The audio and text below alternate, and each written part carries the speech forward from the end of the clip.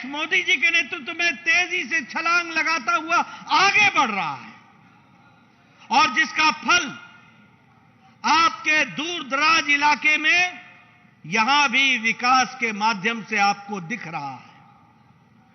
आपको जानकर के खुशी होगी कि जिस ब्रिटेन ने, ब्रिटानिया ने, जिस अंग्रेजों ने हमारे ऊपर राज किया, 10 साल नहीं, 20 साल नहीं,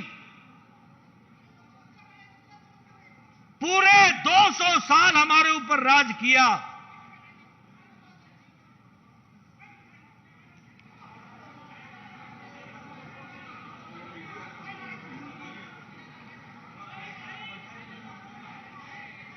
आज जिन्होंने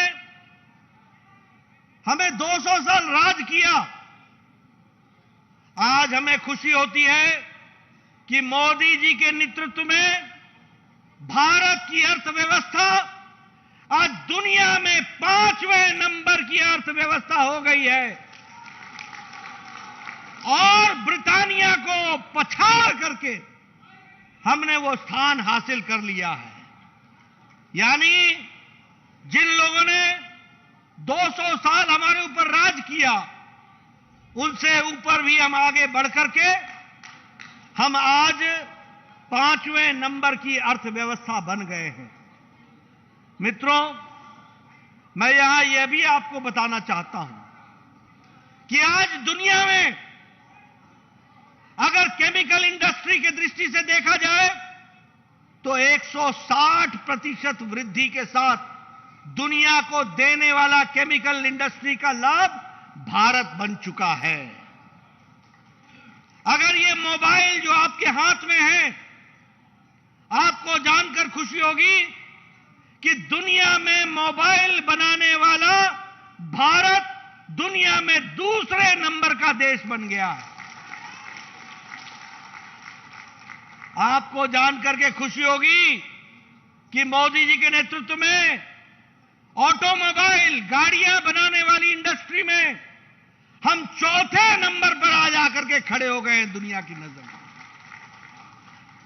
और फार्मास्यूटिकल में, दवाइयों में दुनिया की फार्मेसी आज भारत बन गई है और दुनिया को दवाई देने का काम भी भारत उसमें लीड ले रहा है। यह हमको समझना चाहिए।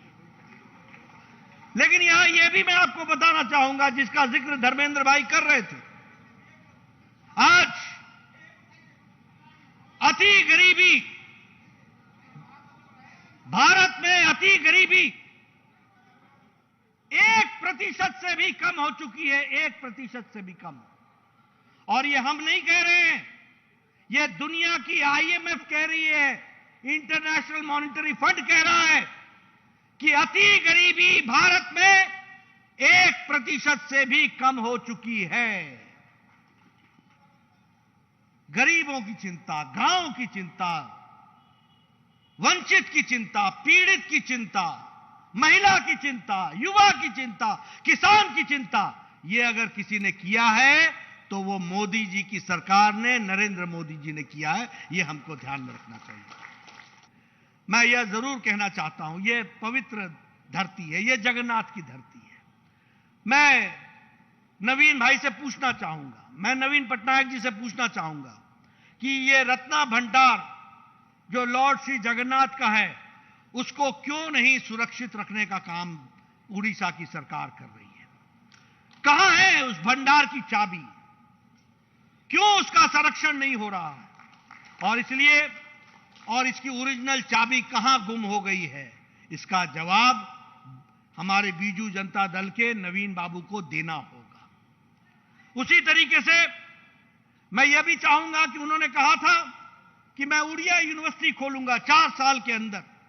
आज 5वां साल बीत रहा है, कहां है आपका वायदा? एक तरफ हम खोलते हैं, मोदी जी खोलते हैं Indian institute of management Sambalpur, एक तरफ हम खोलते हैं साइंस सेंटर, एक तरफ हम खोलते हैं स्किल डेवलपमेंट इंस्टीट्यूट। हम आपको केंद्र सरकार की तरफ से इंस्टीट्यूट देते हैं, एक नहीं अनेक देते हैं।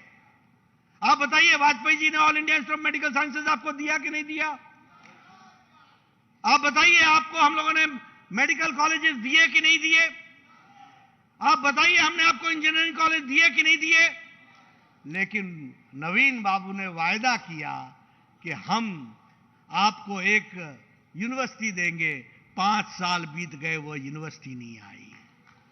उसी तरीके से अगर हम कहें, ये न्यायगढ़ का जो शुगर मिल है, वायदा किया था कि नहीं किया था कि खोल देंगे? कहां हुआ, क्या हुआ उस शुगर मिल का? और वहां के जो न्यायगढ़ के हमारे मुलाजिम भाई हैं, वो अपनी तनख्वाह के लिए, और जो हमारे किसान भाई हैं जिन्होंने वहां अपना गन्ना पहुंचाया, उनका भुगतान भी अभी तक नहीं हुआ है। ये कैसी सोई हुई सरकार है? ये सरकार चला कौन रहा है पता नहीं चलता, कौन चला रहा है मालूम नहीं। आपकी तालियां बताती है कि मेरी बात सच्ची है। आप ये कैसी सरकार चल रही है? और उसी तरीके से अब देखिए, वो नाम मैं तो नहीं ले सकता, लेकिन आपने लिया, ये जनता की आवाज है। मैं समझ रहा हूं, मैं समझ, सुनाई दे गया मेरे को पता चल गया, इंक्वायरी करूंगा इसकी। मित्रों, आपको जानकर दुख होगा कि नेशनल क्राइम रिकॉर्ड ब्यूरो में आज उड़ीसा महिलाओं के क्राइम में दुगना हो गया है। महिला उत्पीड़न दुगनी हो गई है। नेशनल क्राइम रिकॉर्ड ब्यूरो के तहत मनुष्य का, महिलाओं का ट्रैफिकिंग, उड़ीसा सबसे बड़ा प्रदेश बन गया है। यह हम सबके लिए बहुत ही शर्म की बात है, बहुत ही दुख की बात है। महान उड़ीसा प्रदेश, और वहां ह्यूमन ट्रैफिकिंग सबसे ज्यादा। सरकार नाम की कोई चीज नहीं, महिलाओं को सुरक्षा नहीं। आज महिला उत्पीड़न दुगनी हो गई है। आज महिलाओं का स्मगलिंग सबसे ज्यादा हो गया, ह्यूमन ट्रैफिकिंग सबसे ज्यादा हो गई है।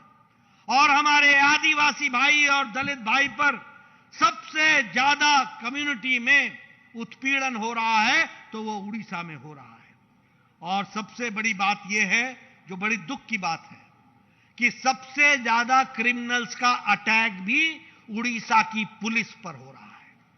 यानी रक्षक अब अपने आप को भी बचाने में अक्षम है, रक्षा करने वाला अपने आप को भी बचाने में अक्षम है।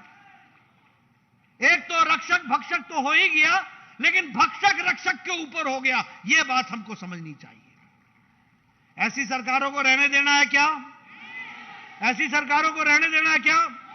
इनकी छुट्टी करनी है कि नहीं करनी है? ऐसा कौन सा प्रदेश हो गया जिसमें पता ही नहीं चलता कि सरकार चलाता कौन है? ऐसी सरकार को रहने देना है क्या? रहने देना है क्या? रहने देना है क्या? अगली बार आऊंगा तो लोकसभा से लेकर विधानसभा तक कमल ही कमल खिलना चाहिए।